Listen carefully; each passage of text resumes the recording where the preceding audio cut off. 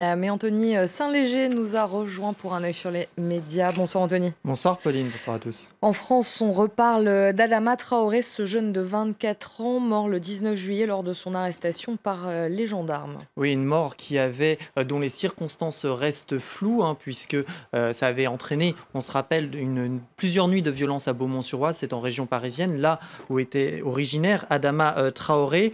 Alors, la famille qui accuse les gendarmes de bavure avait demandé une troisième autopsie. Eh bien, il n'y en aura pas, c'est ce qu'a annoncé aujourd'hui le procureur de Pontoise. La famille qui est dans le flou le plus total, puisqu'il y a eu déjà 2 autopsies. Les 2 premières écartent toute trace de violence et parlent d'asphyxie, mais la première mentionne une infection, ce que ne fait pas la seconde. Alors, beaucoup de réactions d'internautes de soutien et d'incompréhension aussi. C'est le cas d'Isémone qui nous dit 2 autopsies se contredisent, mais on n'ordonne pas une troisième autopsie du corps. Pas de justice, pas de paix. Et beaucoup ce hashtag aussi justice pour Adama ou Adama Traoré qui a été utilisé. Je pense surtout à la famille en deuil, vivre sans savoir c'est dur, ou encore Sophia, asphyxie, crise cardiaque, infection généralisée, le flou le plus total, je vous le disais, ou encore Loïc Leclerc qui estime qu'il faut attendre courant du mois d'août pour en savoir plus. Deuxième autopsie, pas d'infection mais asphyxie, le flou. Un appel au rassemblement a même été très partagé sur les réseaux sociaux. Ce sera demain, Gare du Nord, un rassemblement pacifique, c'est ce qu'a tenu à préciser la famille. Et une cagnotte a même été organisée sur les réseaux sociaux, via les réseaux sociaux en tout cas, en mémoire à Adama Traoré, pour l'organisation de ses obsèques.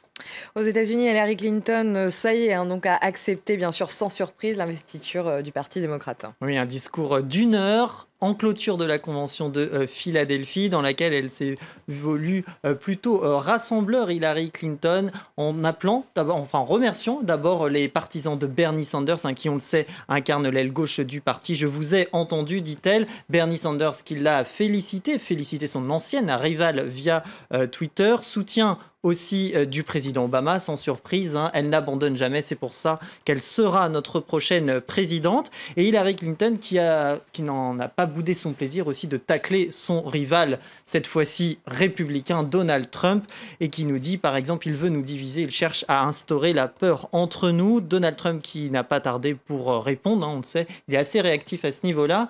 Et notamment avec cette réaction, personne n'a de plus mauvais jugement qu'Hillary Clinton. Elle appréciera corruption et dévastation, la suivent partout où elle va. Alors certains dessinateurs ont vu ce duel qui promet, je pense, les prochains mois, ça risque d'être assez sympa à suivre. Il va y avoir des bons punching exactement, balls des deux côtés, via Twitter notamment, mais via les premiers débats aussi en septembre, ça va être sympa. Certains dessinateurs ont vu une revisite de La Belle et le Clochard. Pas sûr qu'elle baisait à la fin, je ne sais pas ce que vous en pensez, mais je suis pas sûr non plus. Et en Turquie, alors beaucoup moins drôle par rapport à ce dessin, évidemment, en Turquie, les purges de l'après-coup d'État qui se poursuivent. Oui, alors après l'éducation, la police, l'armée, les médias, c'est désormais au monde des affaires d'être concerné. Et cette mainmise de Recep Tayyip Erdogan a été beaucoup commentée via les réseaux sociaux et notamment via ses dessins. Par exemple, celui de Latuf, ce dessinateur brésilien, où on voit une dérive autoritaire de Recep Tayyip Erdogan assez sanglante. Quand on regarde le drapeau en bas du dessin, il y a cet autre dessin, mais cette même idée d'un Erdogan hyper président, tout puissant, qui a chaussé les grandes boxes, qui est prêt à écarter tout obstacle sur sa route. Autre dessin également, ce sourire d'Erdogan avec les barreaux de prison. Il faut le rappeler, on l'a appris aujourd'hui, que plus de 18 000 personnes ont été mises en garde à vue depuis la tentative de coup d'État le 15 juillet dernier. Puis il y a aussi ce dessin de Kroll qui a mêlé humour et actualité lourde et un petit peu plus légère. Le Pokémon Go d'Erdogan, on sait, c'est cette application qui connaît un véritable succès.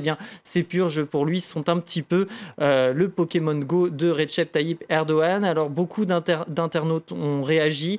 Plus fort que Poutine, nous dit Laroche. José Antoine qui voit une dictature islamiste renforcée.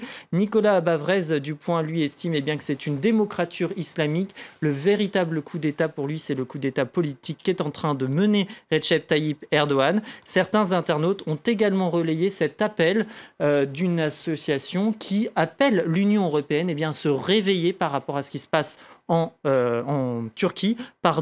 Et puis, il y a aussi cette information à prendre en compte. Dimanche, il y aura un rassemblement pro-Erdogan à Cologne, en Allemagne. On sait que la communauté turque est importante en Allemagne et la police craint d'ores et déjà de nombreux débordements. Merci beaucoup, Anthony. Et j'ajoute que Erdogan vient de s'exprimer et qu'il dit à l'Occident de s'occuper de ses affaires plutôt que de le critiquer. Ça a le mérite d'être clair. Voilà, merci Anthony.